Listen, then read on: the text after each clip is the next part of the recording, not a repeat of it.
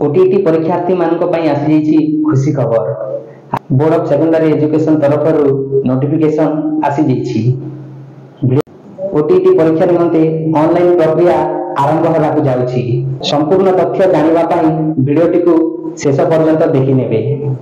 Secondary education Odisha Cuttack notification number 653 date 21/6/2024। OTET 2024 निम्नलिखित guideline अनुसार अनुष्ठित हेब।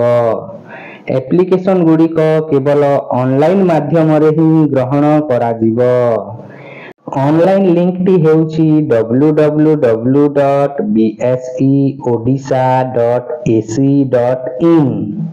ऑनलाइन आरंभ हेबा तारीख हेउछि 24/6/2024 एवं शेष तारीख हेउछि 5/7/2024 राति 12टा पर्यंत। आपण ऑनलाइन माध्यम रे ही फी पेमेंट करि पारिबे। www.bseodisha.ac.in को जाई आपण ओटीईटी परीक्षा संबंधी समस्त तथ्य पाई पारिबे। 9/8/2024 तारीख दिन ओटीईटी परीक्षा अनुष्ठित हेब।